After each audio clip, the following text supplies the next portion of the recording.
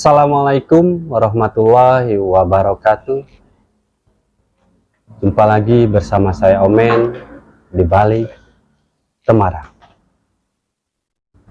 Kali ini saya sudah kedatangan seorang narasumber dan beliau ini masih dari timnya GGS ya Kang ya. Tuh. Oke. Sebelum saya berkenalan dengan beliau, jangan lupa di subscribe, like, komen, dan share.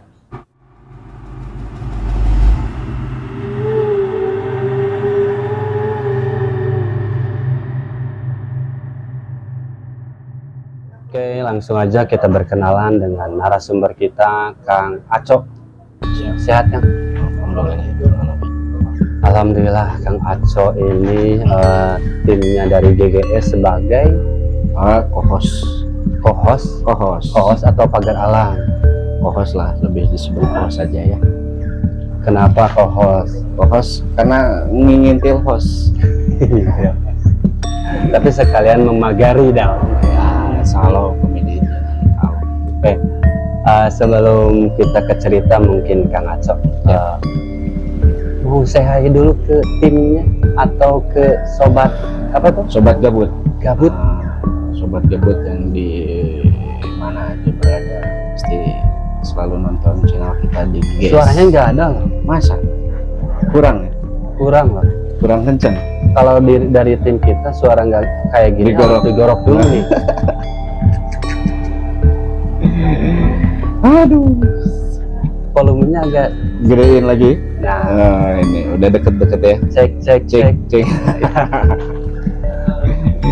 Oke, Siap. silahkan ke tim GS atau Sobat gabut dimanapun berada yang sering nonton channel kita, mudah-mudahan selalu dalam lindungan Allah Subhanahu Wa Taala. Dan jangan lupa di podcast ini juga jangan lupa di like, comment, and share.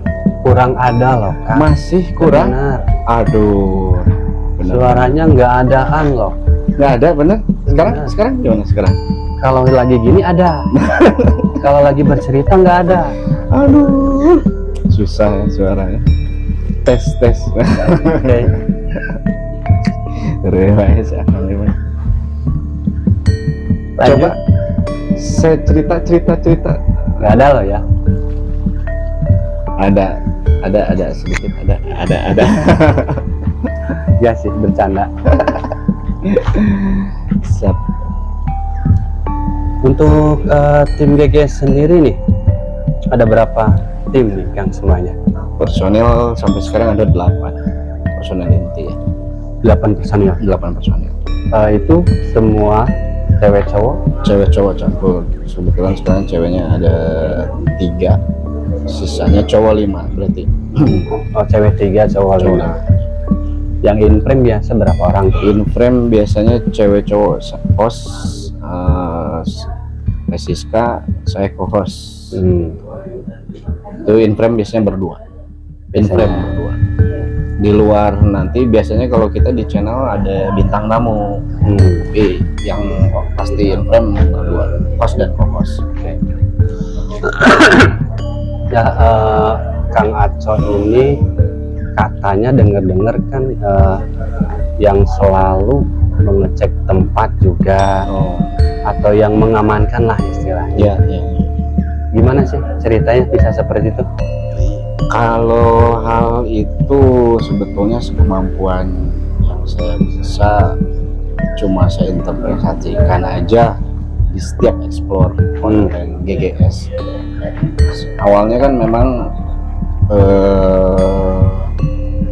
banyak yang bicara juga orang-orang tua kita. Wah, kok ini kayak ada yang selalu ngikutin. Kalau saya dulu waktu sebelum dewasa ya nggak percaya sama sekali. Sedikit pun nggak percaya? Enggak, karena saya juga memang secara kemampuan kasat ya. Secara kemampuan kasat tapi untuk merasakan nah itu bisa keasah dengan sendirinya secara alamiah karena almarhum ayah juga udah nggak ada. Dari situ kemungkinan besarnya Kalau ditelusurin dari silsilah memang dari situ. Jadi untuk komunikasi itu dengan dimensi di luar kita sebagai manusia selalu ada meditasi. Jadi kita nggak mau, kalau saya, pemahaman saya tidak mungkin saya langsung menatap itu lihat ya, enggak. Kita meditasi dulu untuk izin masuk ke dimensi dia dengan doa-doa yang sudah saya pelajari, dengan doa-doa yang saya sudah dapat, baru di situ. Makanya mungkin cuma saya aja yang bisa ngerasain secara keseluruhan. Kalau misalkan bisa di tempat ini suka atau nggak suka penghuni yang ada, itu ceritanya. Makanya saya selalu dipakai sama tim GGS ini untuk istilahnya clearance area. Alhamdulillah udah menginjak ke 11 episode, kita lancar-lancar aja. Gitu kan. Kalau setiap episode itu, kalaupun saya nggak in frame, biasanya jarak jauh, minimal saya tahu tetap mantau ya. Betul, tetap lokasinya di mana. Di situ saya bukain untuk mereka explore. Nanti udah juga saya tutup lagi kulon nuwun lah kalau di Jawa izinnya gitu. Jadi izin jangan ke tenaga pengaman yang ada aja gitu. Tenaga pengaman yang tidak terlihat pun kita harus izin. Itulah, kita nggak gegabah juga ya. Iya. Karena kan saling menghargain, walaupun posisi kita sebagai manusia secara derajat lebih sempurna. Tapi kan udah jelas, karena saya muslim, di kitab Al-Quran 80% membicarakan tentang ayat jin. Dan kita juga ibadah ke yang goib, kita harus yakin. Makanya channel GGS juga dibuat untuk mengarah ke kepercayaan, meningkatkan keimanan. Itu esensinya, hakikatnya. Bukan semata tentang hiburan YouTube-nya, bukan semata tentang gabutnya para tim GGS yang jadi punya channel YouTube. Saya lebih selalu penekanan ke teman-teman personil, esensinya, hakikatnya kita pulang habis explore tuh harus nambah keimanan. Lebih di situ kalau saya penekanan. Dimanapun kita nggak tahu kapan kematian, makanya kita harus selalu ingat gitu. Bahasa Sundanya mah mungkin aduk-adukan sholat ibadah dohir. Kalau kita nggak tahu secara dan marifat secara hakikat, ya susah. Padahal yang kita ibadahin goib. Makanya disitulah mungkin ada beberapa personil GGS yang awalnya memang Gak percaya. Ada yang nggak percaya, ada yang penakut. Beberapa episode penelusuran ikut dan merasakan, akhirnya yang penakut jadi nggak penakut, yang nggak percaya jadi percaya. Bukan percaya dalam tanda kutip ini ya, tapi maksudnya yakin adanya gaib, adanya dimensi lain gitu. Karena kan ada sebagian orang juga yang kekeh tidak percaya hal seperti itu. Iya. Itu salah loh. Betul. Sama halnya seperti tidak percaya yang gaib yang kita sendiri yang menyembah yang gaib gitu kan. Nah itu makanya mengkajinya itu kan jelas persentase ayat-ayat jin di Al-Quran itu lebih dari 50%. Jelas di situ pun kisah-kisah riwayat Nabi kita, hubungan, masa mau nggak dipercaya kalau Nabi Musa belah lautan, Sulaiman merintahin jin, itu mujizatnya ya. Mujizat kan itu di luar nalar. Walaupun itu disampelkan oleh Allah ke orang tertentu yang diangkat sebagai nabi, sebagai rasul. Kita harus yakinin itu. Saya ada pertanyaan nih. Kebetulan sekarang kan lagi viral-viralnya nih. TV sulap merah. Oh ya, siap. Menurut Kang Acong ini seperti apa nih Kang?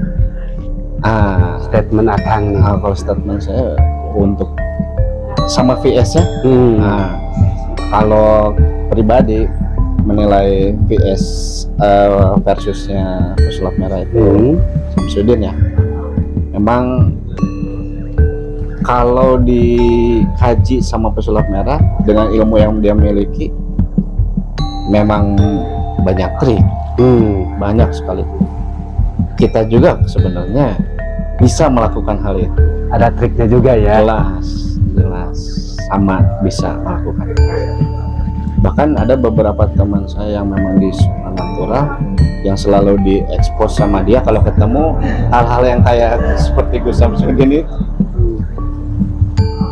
Bagi kita yang percaya, mungkin gini Kang, kalau hanya yang mengedepankan lahiriah atau kasat mata, langsung didominasi pikiran kita, mindset kita, oh benar iya ayah. Berarti Tapi kalau mempercayainya gara-gara visual. Tapi kalau yang kasat matanya kurang, tapi perasanya lebih kencang, dia bisa menganalisa lagi ini trik atau bukan gitu. menurut saya berarti beda angle-nya ya. Beda. Pandangan dari si PS sama orang-orang ini sangat-sangat beda loh. Sangat beda. Karena apa ya? Sekarang ada kekeh masukin jin ke dalam botol, misalkan. Secara riwayat di Islam, melihat jin ada riwayatnya bisa diperkecil. Ya betul. Iya. Tapi bisa nggak dimasukin ke dalam botol? Harusnya kalaupun memang bisa, bukan jin yang dimasukin ke botol. Mungkin bahasa Sunda ditulakkan, dipagerin, kunci. Itu mungkin lebih apa ya, general bahasanya. Tapi kalau misalkan masuk ke dalam botol, logikanya kalau nggak bukan ditulakkan, dikunci, ya bisa keluar lagi itu dari botol. Orang dia makhluk gaib ya, bus kan gitu. Sebetulnya itu sih pandangan pribadi, itu cuma pandangan pribadi. Kalau menanggapi hal viral yang ada, saya bukan membela A atau B, tapi ini cuma statement aja secara pribadi. Cuma memang apa yang dianalisa sama si pesulap merah itu, apa yang dia mampu untuk membuka analisa, itu saya yakini. Apa yang dilakukan sama kasusnya pesulap merah itu, dia yang mampu juga untuk dia menjalankan pekerjaan atau bukan, ya itu yang dia mampu. Cuma memang secara, kalau ditanya secara pribadi, memang dominasi. Jadi menurut saya sih gitu, beda pandangan lah. Beda pandangan si PS sama si GS ya. Betul. Seperti itu. Tapi dua-duanya juga nggak salah sebenarnya. Iya.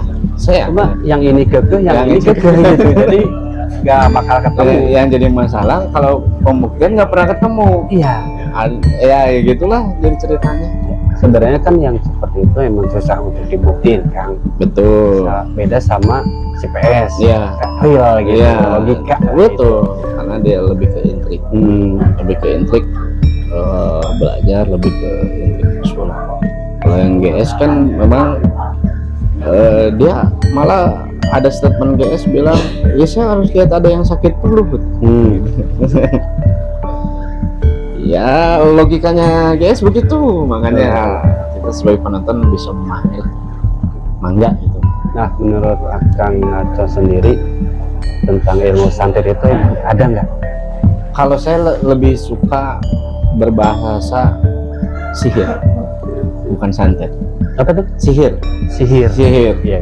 Karena kalau sihir itu memang muncul terjemahannya dari kitab-kitab terdahulu, gitu sihir. Kalau santet kan lebih ke modern, terus skupnya nasional, gitu kan. Kalau sihir itu global, kitab-kitab dari agama terdahulu, Hindu sampai Buddha turun sampai Islam. Itu sihir ada selalu di kitab. Dan kisah riwayat sihir di setiap tatanan perjalanan Nabi ada. Tapi sihir yang disebutkan gitu. Cuma beda aja. Tapi untuk memahami itu mungkin secara konotasi takut salah kalau bilang santet. Kalau sihir ya jelas ada. Kalau menurut saya sihir jelas ada. Salah satu seperti apa sih? Kalau ada yang bilang ilmu hitam, sihir. Kenapa? Karena lebih banyak orang dengan mantra sebelum ada munculnya Islam dulu. Kalau di Hindu sama Buddha lebih banyak mantra untuk hujan misalkan, nahan hujan. Ya itu dengan sihir. Mantranya dia ke dewanya saat itu, esensinya sih itu. Contoh ya, contoh kecil seperti mengalihkan hujan itu masuknya sihir. Karena ada baca mantra, ada baca, kalau sekarang kita ada baca doa, makanya doa mah nembus takdir.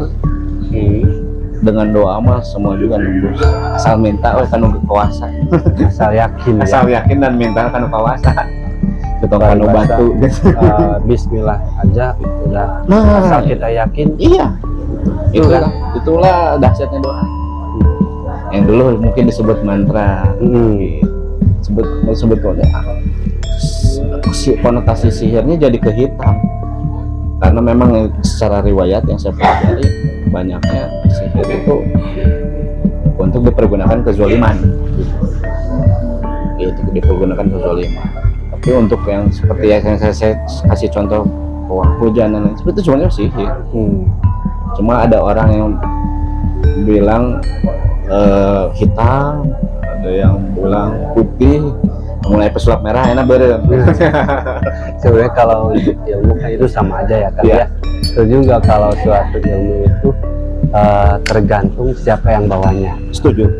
Seperti contoh lah kita pisau, kalau yang bawanya orang baik kan itu jadi manfaat. Setuju. Kalau yang bawanya orang jahat kan iya, beda lagi. betul, setuju Ya, siapa yang bawanya betul. dan siapa yang ditakdirkan untuk megang pisau. Tidak semua orang juga ditakdirkan bekerja megang pisau. Jadi kita menginginkan statement yang lagi viral nih ya. Kebetulan Kang Aco ini kan orang bisa dibilang orang spiritual juga ya. Agak paham lah tentang seperti itu mungkin. Nah, awalnya seperti apa sih Kang Aco mengenal hal-hal yang dibilang gaib? Kalau perjalanan hidup tentang kegaiban ya dari kecil, karena almarhum ayah itu, bapak kandung itu almarhum, memang mendalami hal itu. Jadi kalau secara pusaka bukan bendanya yang kita tuhankan, tapi jadi media membuktikan kekuasaan Allah di situ. Jadi zaman Batu Ali Kapungkur, belum zaman Batu Ali itu udah ada ya. Sudah banyak. Cuma batu muter, bukan batu getar ya. Batu getar mah bisa dipesen di online shop. Tapi ini batu muter. Batu muter bedanya, kalau batu getar itu disimpan cahaya baru ngegetar. Kalau batu yang muter itu cahayanya mesti sedikit, dia muter, dinyalain lampu baru dia berhenti sedikit. Itu energi kekuasaan Allah. Jadi dari batunya, kalau penelitian secara geologi, dari batunya memang punya energi tertentu. Seperti dulu ada batu yang bisa ngangkat, dan pernah dibuktikan juga di beberapa episode-nya tim GS yang saya milikin. Batu itu ngangkat satu personel yang paling besar untuk dengan empatan hanya begini, tanpa ada mantra, tanpa ada apa. Itu cuma untuk membuktikan kuasa Allah dari batu dan ciptaan Allah. Energinya kuat gitu. Nah, dari hal-hal itu dari kecil saya selalu tahu, punya almarhum itu istilahnya barang-barang gitu, selalu tahu, selalu ikut ngebersihin dari kecil, dan nggak punya perasaan ini nggak punya perasaan ini benda yang bisa dibenturkan sama dimensi lain, enggak. Sampai suatu waktu saya setelah kesurupan waktu saat kecil, saya lihat jelas waktu kecil dengan kasat mata saya ada banyak gerombolan bersorban naik kuda, tapi di atas sofa rumah saya gitu, sama orang tua saya. Saya nangis di situ, baru ambil pangkuan sama bapak saya, dipegang. Mungkin saat itu saya didoakan. Nah, sampai sekarang saya udah nggak bisa lihat lagi secara kasat mata yang saya pernah lihat. Ya waktu lihat kecil itu. Nah dari situ udah nggak pernah bisa lihat lagi, tapi insting merasakan, feeling, intuisi lebih kuat. Gimana lah kalau secara lahirnya yang maaf ya, yang diberi mata lebih dan lihat, tapi secara insting rasanya lebih kuat. Ya, seperti itulah. Mungkin saya juga tidak ini ada yang bisa melihat dengan caranya gitu. Kalau saya tidak bisa, tapi hanya merasakan secara energi. Kalau untuk perasa kuat banget ya? Ya insya Allah untuk perasaan itu sering nggak berbenturan sama yang lain gitu, yang orang-orang yang sangat sering. Waktu itu pernah kejadian ada yang narik. Waktu itu saya nggak ikut konten. Saya cuma nitip ke tim GGS, ini tolong dibakar di lokasi. Saya bukain dari jauh karena saya waktu itu ada halangan kerjaan. Tapi di tim satpam setempat manggil. Satu sisi tim satpam manggil, satu sisi saya nutup untuk ke tim explore. Di situ berbenturan sebetulnya, dan saya ngerasakan benturannya. Istilahnya saya lagi tidur, kebangun, ini kerasa. Makhluknya tinggi besar, berbulu hitam, sampai bulunya terbang karena badan saya gatal-gatal sendiri. Saya bilang kenapa ini gatal-gatal? Ternyata memang saya nutup di sana, ada yang kebuka di sana. Jadi penasaran juga, kemungkinan besar makhluk gaib ini penasaran, iya itu sah itu menutup sana, bukan orang kok dipanggil tapi ditutup. Nah itulah kalau misalkan saya takutnya bahasa secara artikulasi bisa sangka halusinasi, ya ini kejadiannya. Itu di salah satu tempat terbengkalai bekas food court di kota Bandung, terbengkalai dengan nuansa Cina. Saya tahu.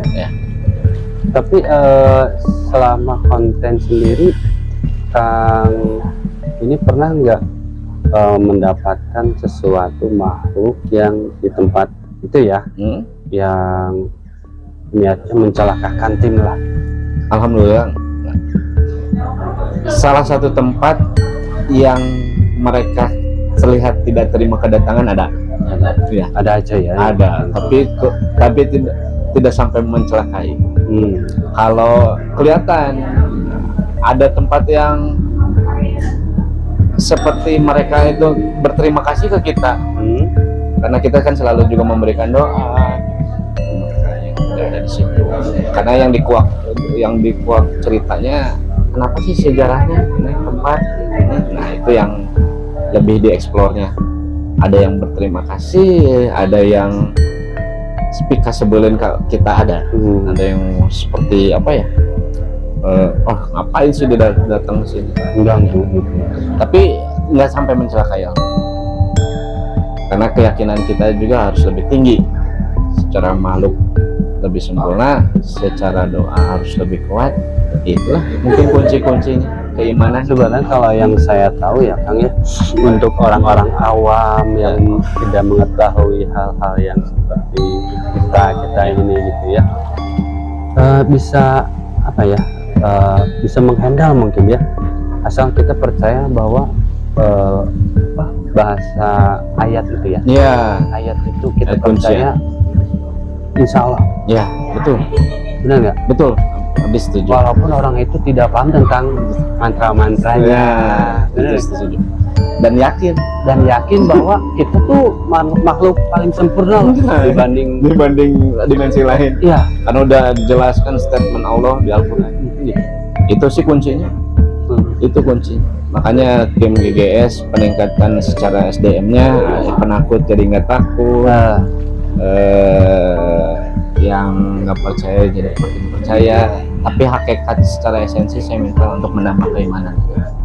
Jangan sampai menyalurkan hobi, menyalurkan kegiatan yang tidak ada esensinya. Itu sih ya penekanan saya ke teman-teman GGS. kalau saya sih punya statementnya, saya percaya bahwa ayat Allah itu lebih bisa menghancurkan. Oh iya, karena paling sempurna. Betul. Dan Akang sendiri percaya nggak ada jin yang paling kuatnya tidak paling kuat Secara gitu. level percaya. Paling kuat, Iya, percaya. percaya. Tapi Akang percaya nggak bisa mengalahkan dia? Percaya dan yakin Kita dan ini percaya. kan ya. Iya.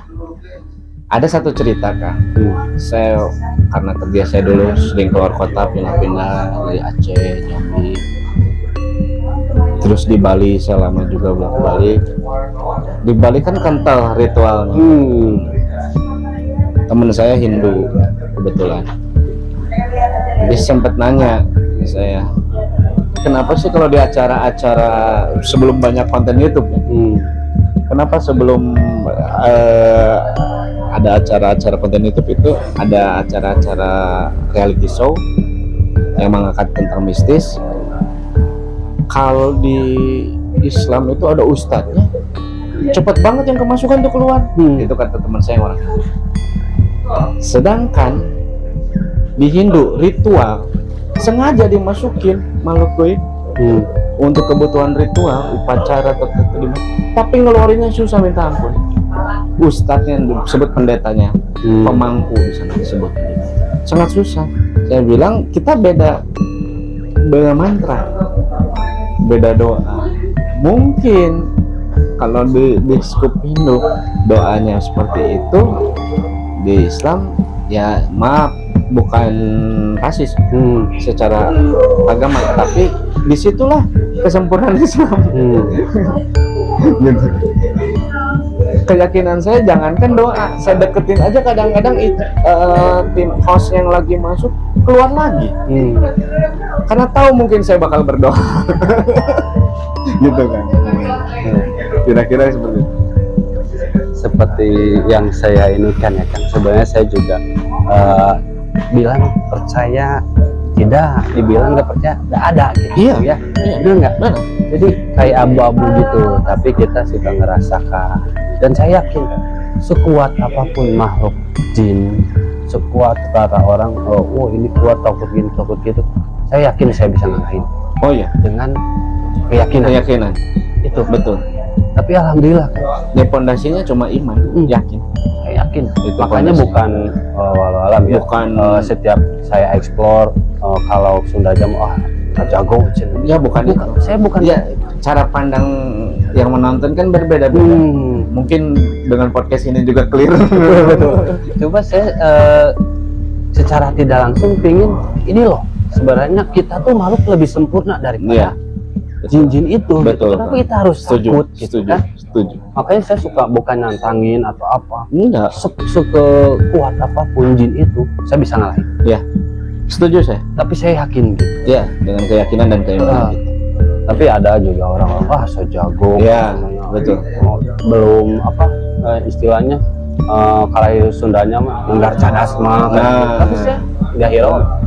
Karena kita keyakinan. Karena juga. saya yakin dari diri saya. Betul. Gitu ya.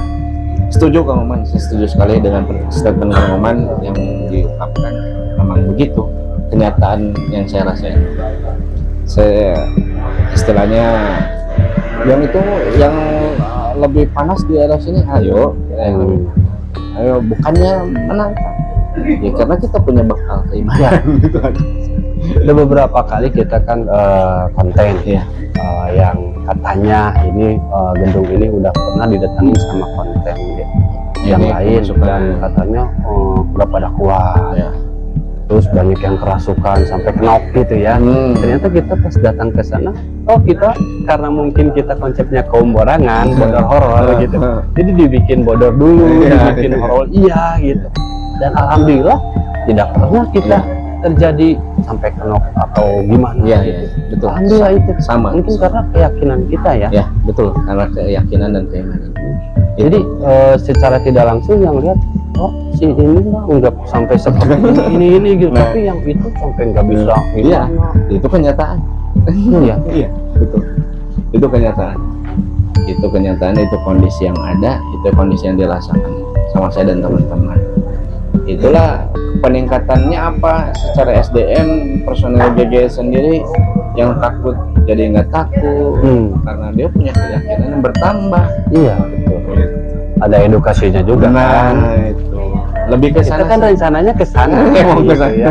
Dari yang tidak dari yang ketakutan jadi tidak Makanya takut. betul, makanya beberapa kali bintang tamu yang di GGS itu ada beberapa yang relasi teman-teman dari personil, ada juga yang via DM ingin membuktikan ingin ya. membuktikan dan Dan saya masih penasaran sama orang-orang yang tidak percaya tentang hal gaib. Dia selalu menantang gitu. ya kalau pemahaman saya atau sudut pandang saya berbicara, dia yakinin dulu keimanan, karena kita ibadah dohirnya aja ke yang goib, apalagi batinnya gitu. Apalagi secara batin doa minta kepada Ada kan orang yang kekeh, wah saya emang nggak percaya yang gitu-gituan. nah ada Saya suka apa ya, pengen ayolah milu gitu. ada tapi tetap sujudna kasaha. Ya itu Jadi kan pengen pembuktian. iya gitu. benar-benar. Nah fasilitasnya ya channel-channel kita. Nah buat sahabat DT yang di rumah barangkali ada yang kurang percaya seperti itu, Boleh lah, ayolah bolehlah mau kita pilih ikut ya ya boleh. untuk Yang agak border-bordernya ada di kaum borangan. Bodoh-bodohnya ada di kita gitu, serem-seremnya juga ada. Komplit lah ya. Kalau kita yang kenyang-kenyangnya Yang karena kenyang. banyak ibu-ibu jadi pada makan terus. Oh iya, pantesan hostnya agak ini. Hostnya ini subur. Atau sabar. Subur dan sabar. Oke. Terima kasih nih Kak Aco Siap. udah Kang Omar. ngobrol-ngobrol tentang cerita pengalaman pribadi juga, Iya. tentang tim juga ya kan. Iya. Dan sebelum saya tutup mungkin ada pesan dan kesan buat sahabat di rumah. Untuk sobat gabut Goib Squad khususnya, jangan lupa terus pantengin channel kita, juga channel-channel teman-teman kita.